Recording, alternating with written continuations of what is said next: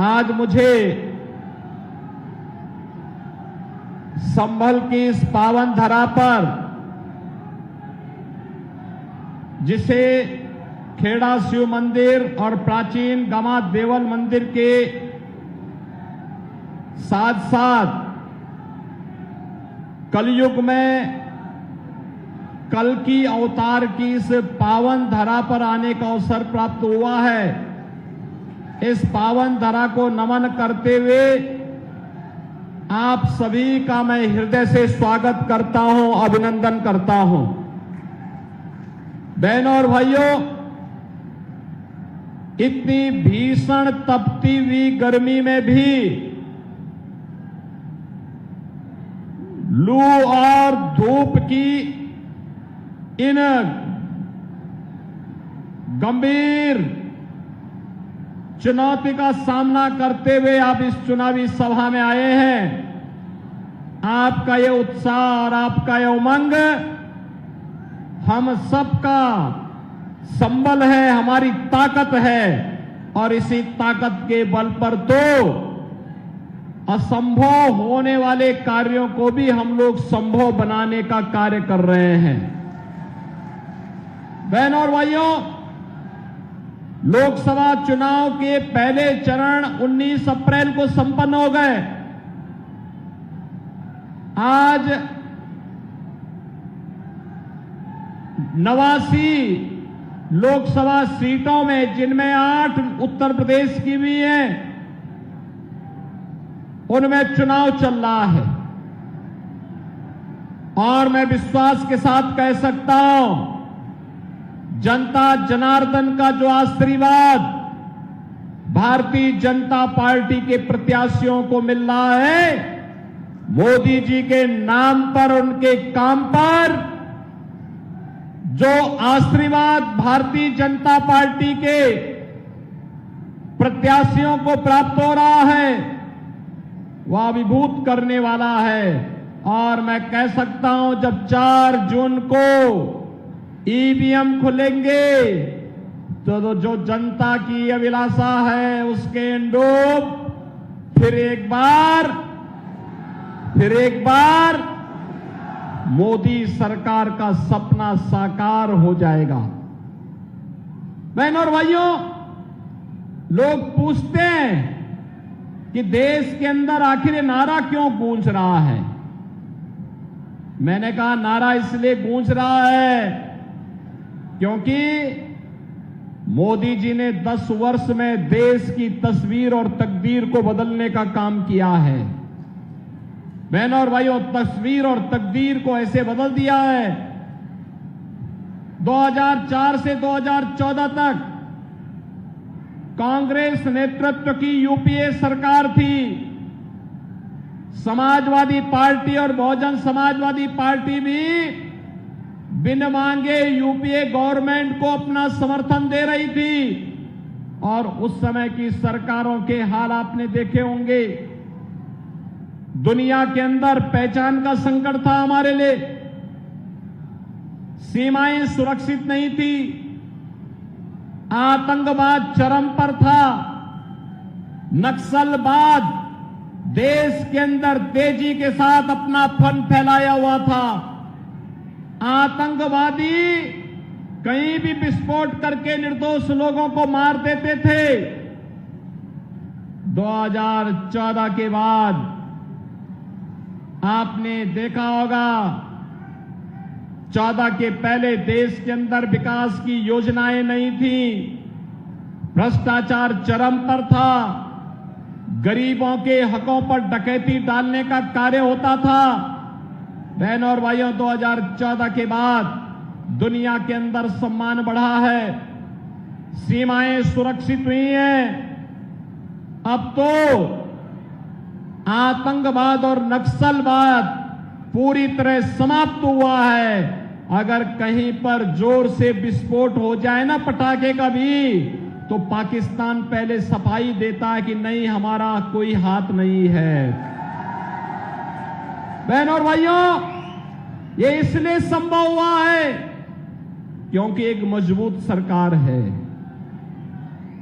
कांग्रेस और यूपीए की सरकार की तर्ज पर मजबूर सरकार नहीं है। मोदी जी के नेतृत्व की एक मजबूत सरकार है, जो कहती है वो करके दिखाती है। जब पुलवामा की घटना घटित हुई थी,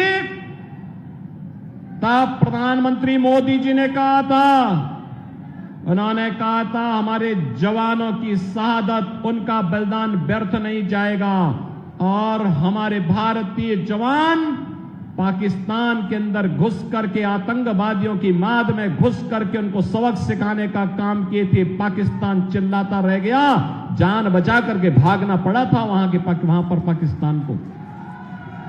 बहनों और भाइयों, ऐसे ही विकास के बड़े बड़े कार्य हो रहे हैं, बड़े बड़े कार्य हो रहे हैं। Highway, railway, metro, IIT, IIM, medical college, AIIMS, triple IT, NIT, world class universities, हर घर नल की योजना, ये सभी तेजी के साथ आगे बढ़ते जा रहे हैं। और गरीब कल्याणकारी योजनाओं की तो कोई गिनती नहीं। आप सोचिए, कांग्रेस के समय में, सपा के समय में, बसपा के समय में लोग भूखों मरते थे। आज 80 करोड़ लोगों को फ्री में राशन की सुविधा का लाभ प्राप्त हो रहा है। उनके समय में भ्रष्टाचार था, गरीब के हक पे डकैती पड़ती थी। और आज आप देख रहे होंगे कि देश के अंदर 60 करोड़ लोगों को तो आयुष्मान भारत में 5 लाख रुपए की स्वास्थ्य बीमा का कवर मिल रहा है। और बहनों और भाइयों, उत्तर प्रदेश में अगर कोई गरीब बीमार हो जाता है, उसके पास आयुष्मान भारत का कार्ड नहीं है, हमारा विधायक या हमारा पदाधिकारी या कोई पीड़ित स्वयं मुझे पत्र लिख देता है, तो मोदी जी के द्वारा खोले गए जनधन अकाउंट में हम सीधे पैसा भेज देते हैं, उसके उपचार की व्यवस्था करवा देते हैं। क्योंकि हम चेहरा देख करके योजना का लाभ नहीं देते हैं। हमारा तो मंत्र है सबका साथ और सबका विकास का। बहनों और भाइयों, जाति, मत और मजहब के आधार पर नहीं, हमने तो जनता जनार्दन की सेवा को ही अपने जीवन का उद्देश्य माना है। लोग अपने परिवार के लिए कमाते होंगे और हमारे लिए तो 25 करोड़ की जनता और मोदी जी के लिए 140 करोड़ की जनता ही परिवार है। उसकी सुरक्षा, उसकी खुशहाली, यही हम लोगों का जीवन का ध्येय है और उसी के लिए कार्य करते हैं। इसी प्रकार से आपने देखा होगा 12 करोड़ किसानों को किसान सम्मान निधि का लाभ मिल रहा है। 12 करोड़ गरीब घरों में शौचालय बन गए हैं।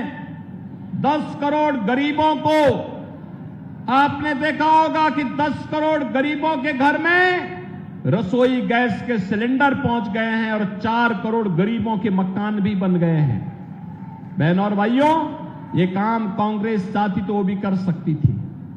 समाजवादी पार्टी और बहुजन समाजवादी पार्टी चाहती तो वो भी कर सकती थी, लेकिन इन्होंने अपने परिवार के लिए तो भरा, अपने परिवार वालों के लिए खूब कमाया, लेकिन गरीबों के लिए कुछ भी नहीं किया।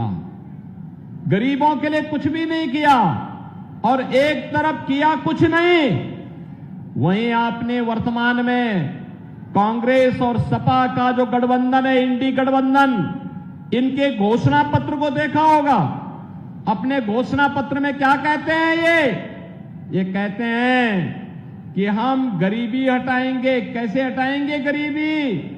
गरीबी हटाओ का नारा तो श्रीमती इंदिरा गांधी जी ने भी दिया था। श्रीमती इंदिरा गांधी ने कहा था 1970 में गरीबी हटाने का।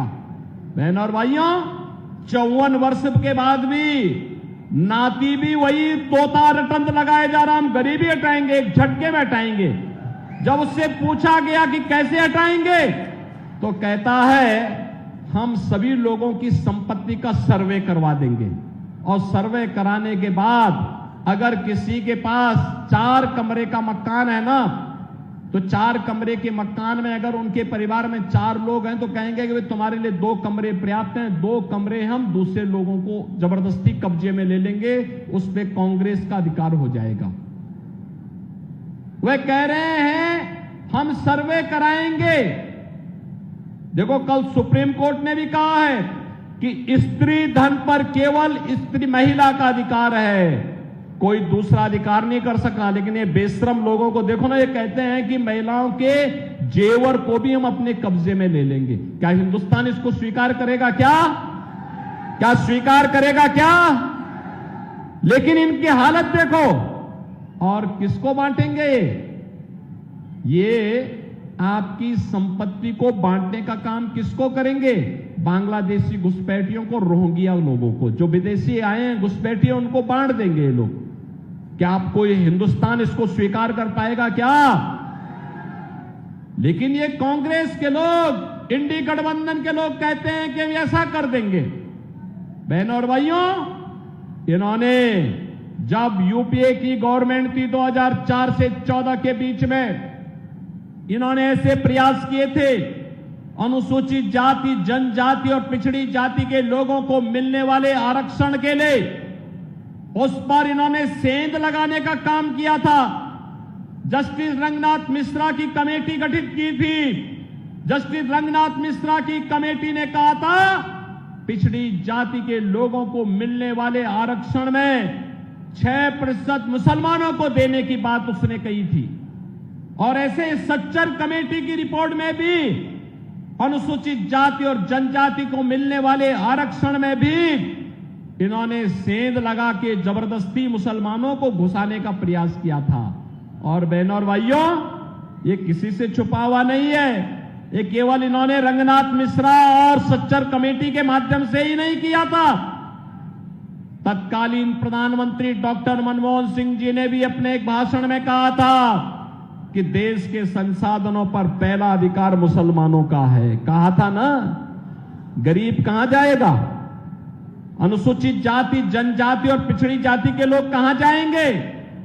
ये हिंदुस्तान के लोग कहां जाएंगे?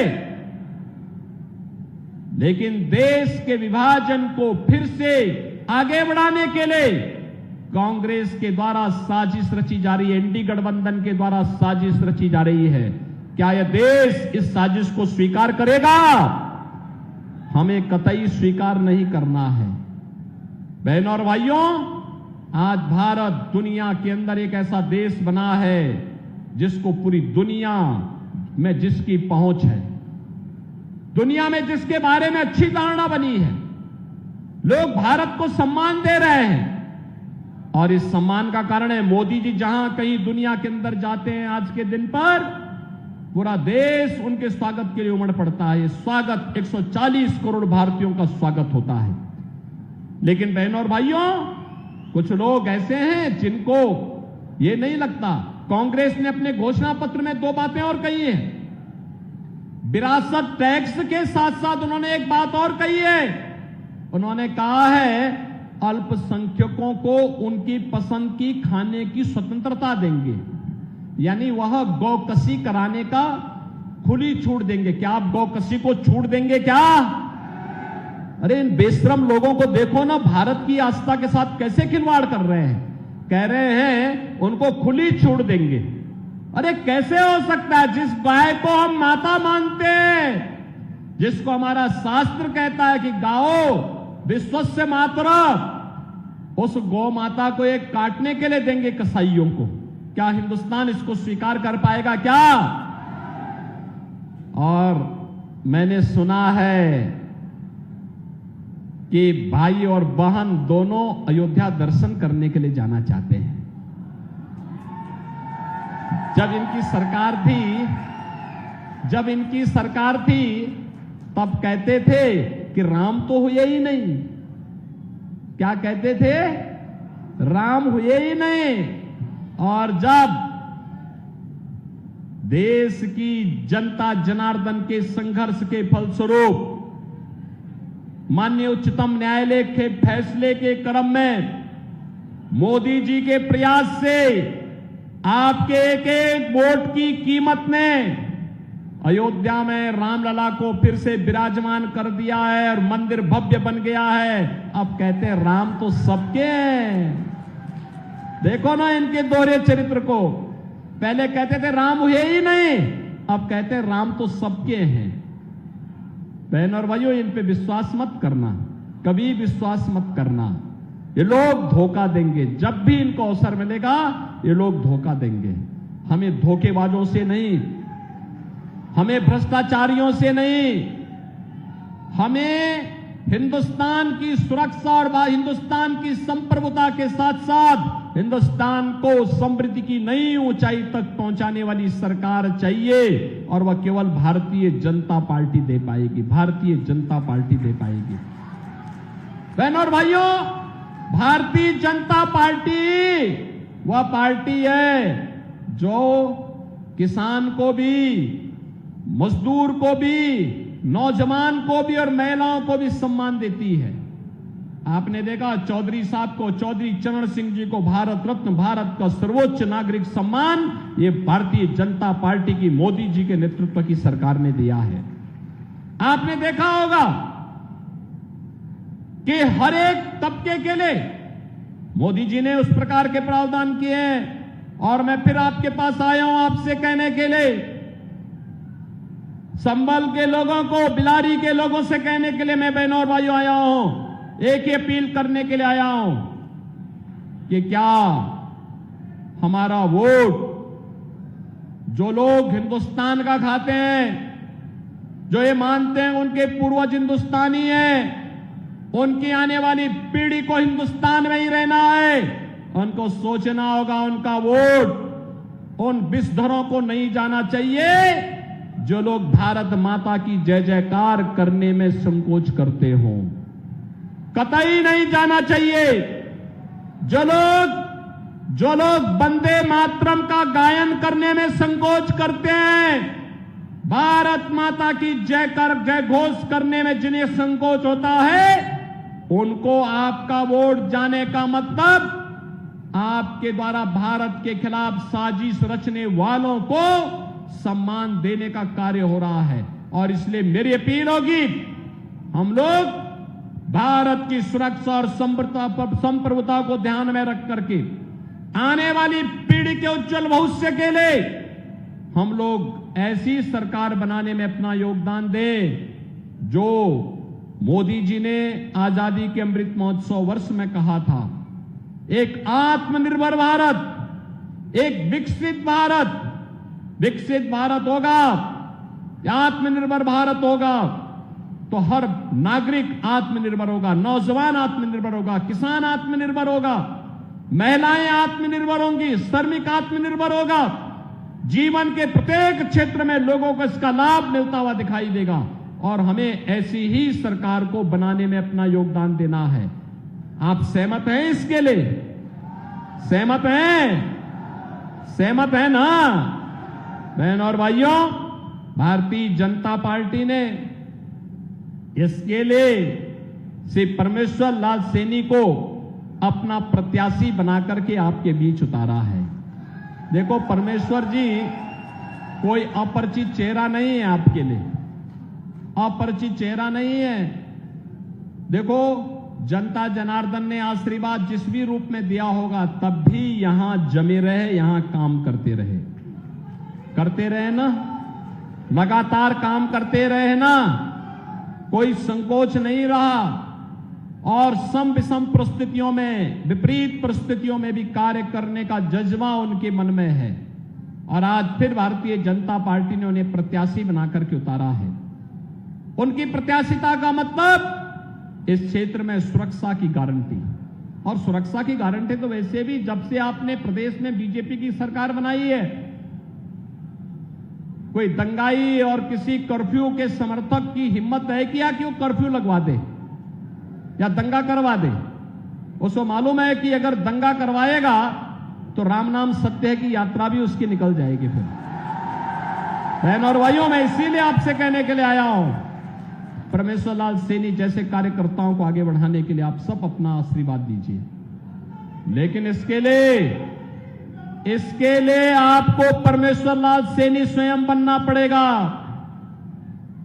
घर घर जाना होगा, एक एक वोट को कमल चुनाव चिन्ह पर लाना होगा।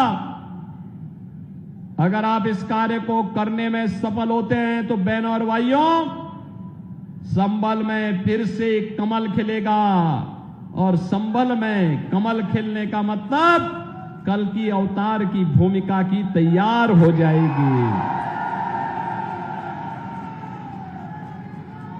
यही तो मान्यता है हमारे धार्मिक शास्त्र इसी बात का उल्लेख करते हैं। कलयुग में कल की अवतार होगी संभल में। अधर्मी, अत्याचारी, अन्यायियों को सही जगह पहुंचाने का काम करेंगे कल की भगवान, और इसका आधार बनेगा कमल का निशान। कमल निशान के लिए आपका आह्वान करने के लिए मैं आया हूं, आपसे कहने के लिए। और बहनों और भाइयों, इसके लिए आपको करना होगा, एक एक घर जाना होगा, स्वयं परमेश्वर लाल सैनी बनना होगा। बन पाएंगे? बन पाएंगे? घर घर जाएंगे? बहनों और भाइयों, ये चुनाव महत्वपूर्ण है, देश का चुनाव है, और देश के अंदर जो आवाज है कि फिर एक बार, अब की बार 400 पार के लिए संभल भी उसमें एक होगा। ये संभव कर पाएंगे? संभल संभव करेगा। और इसके लिए आपको कुछ दिन का समय, खेती बाड़ी का काम लगभग पूरा हो चुका है, लगभग पूरा हो चुका है। और 5 साल में तो एक बार चुनाव आते हैं, 2 बार आए तो भी क्या दिक्कत आ रही। देश के लिए अगर समय देने की आवश्यकता पड़ेगी, हम 1 दिन नहीं 1 महीने का समय देश के लिए कुर्बान करेंगे। ये सहमत है ना? अरे हमारा देश है, जीवन हमारा, देश हमारा, तो हमारा जीवन है, हमारी सुरक्षा है, हमारा देश है, और वोट भी हमारा है, तो सरकार भी तो हमारी होनी चाहिए। होनी चाहिए कि नहीं होनी चाहिए? और इसके लिए कमल चुनाव चिन्ह के लिए मैं आया हूं आपसे अपील करने के लिए कि परमेश्वर लाल सैनी को 7 मई को पड़ने वाले चुनाव में भारी बहुमत से विजयी बना के भेजना है। सहमत हैं? सभी लोग सहमत हैं? जिता करके भेजेंगे?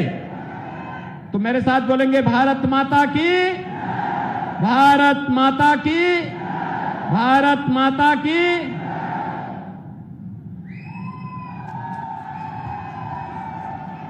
हेलो, आभार व्यक्त करने के लिए आमंत्रित करूंगा मुरादाबाद के यशस्वी